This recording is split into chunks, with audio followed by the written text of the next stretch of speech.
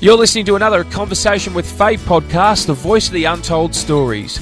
Are you ready to listen, be engaged, and experience the raw, the real, and the heartfelt conversations that leave you feeling the magic inside you wanting to escape? Are you ready to step up and allow that magic to be released and shine on the outside? Be inspired to want more in your life? To be you. Be present and be in the moment. Be curious. Now over to Faye Waterman. I have in the studio an amazing lady, full of surprises, I'm finding out. At the ripe young age of 19, not sure what she wanted to do with her life, a chance encounter with a Nutrimetics manager led Lucia Cardamon to a career now spanning more than 40 years. Lucia was widely successful in her Nutrimetics journey. She always dreams of opening her own business, and it's something else that she wanted to do when she was growing up. As a young person, she finished school and, to be honest, she said she wasn't really sure about what she wanted to do. She got herself a job in Myer while at a boarding school, and she worked in the retail area as a cadet. There is so much more here to Lucia. She's been in the media a lot. She's been written about in the Vogue magazine and other magazines and The Age over the years. She is a very successful businesswoman in her own right. Welcome, Lucia. Thank you, Faye. Now, Lucia, when you came in here, you said to me, I don't know what to expect. I'm not prepared. I don't have anything written down. And you know what? None of my guests ever do. What it is a conversation. How are you about that? Yeah, I'm all good. Out of my comfort zone, but all good. Out of your comfort zone. You won't be for very long. Okay. Now, Lucia, when you were growing up, who was an inspiration to you? Who inspired you? I guess it depends on which part of my life you're talking about. I mean, as a young girl growing up on our farm in Gippsland, you know, we're talking back in the early 60s. I was born in the 50s, so... Join the club. Yeah, in 56. So when I was quite young, you know, we were the only Italian family that lived in the area. So just being accepted by local families, because we weren't accepted by everybody, unfortunately, but going back then. But were you born in Australia? I was born in Australia. Right. I was born in Gippsland. Right. Your mum and dad came out?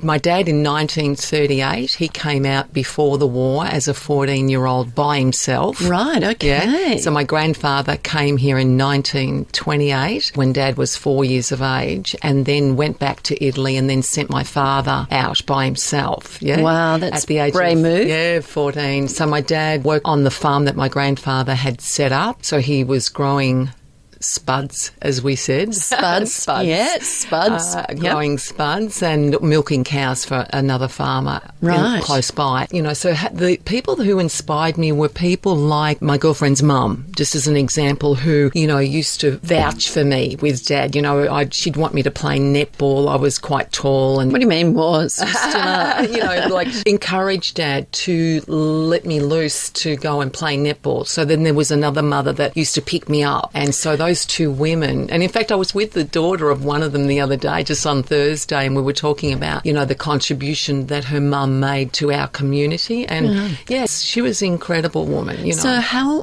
far away was your closest neighbour? Our closest neighbour, actually on both sides, probably about a mile. You know, a mile, like a couple of kilometres away. By walking through the paddocks, it wasn't so far. Yes. And one was a sheep farmer on one side and dairy farmer on the other, and the kids we, you know, went to school with, but we didn't really socialise with any of the families at all. Right. My friends were my cousins, basically, and then I went to school, you know, during the day, so, you know. Yeah. Yeah. Right, okay. Yeah. How old were you when you started playing netball? I would have been, say, 10 years of age. 10. But I was in grade 6 at the age of 10. I started school very early. I started school on my 4th birthday. Right. In grade 1. Very young. Yeah. So I was 10. I would have been in grade 6, I think, playing for a team down there. I reached this height at the age of 12. So at the age of 12, I was quite this height, so tall in comparison. But then I didn't grow any further, and a lot of the other girls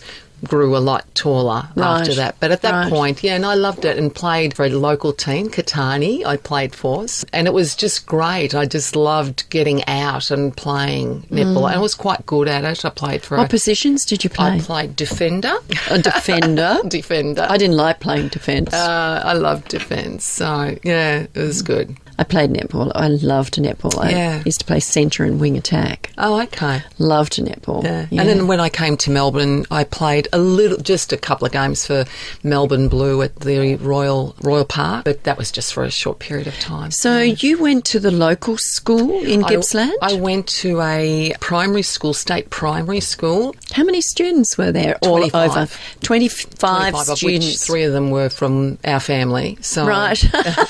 There were 4 of us in the family, but 3 of us at school at the one time. Right. And there were only 5 of us that were Catholic, so the rest were non-Catholic. So come Friday, we would be ostracised outside so that the Methodist minister could come in and do his class with the rest of the school. Right. So how many teachers did you have? We had 1 full-time teacher and another that came in part-time. Right. Yeah. Okay. And that was my girlfriend's mum. Okay. Interesting. And what was it like going to a school, such a small school in a small community? Look, my experience, it was hard because we were, being Italian, and I know I've already said that twice, but yeah, it was big then. So things like going on a school excursion, we went. I can remember quite clearly. Things I remember clearly are these kinds of things. We went to visit the Port of Melbourne, just up the road here. Right. Okay. And we went to visit the ship, the Himalaya. And I can remember Mum had made our sandwiches in big, thick Italian white, bread, and with mortadella and prosciutto and cheese, provolone, all these different things that smelt a little too much for my friends at school because they'd complained to the teacher, and the teachers asked us to move away from the other children so that we could eat our food and not bother the other kids that didn't like the smell of our food. So that's a bit sad, isn't it? Oh, isn't it sad when I think about it now? I mean, and it was a great school. It had everything that we thought we needed, and we had a big oval.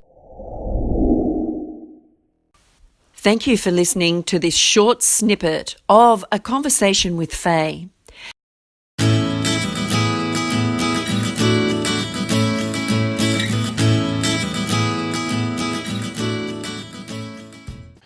You've been listening to A Conversation with Faye podcast, brought to you by your Conversation Queen and Connector.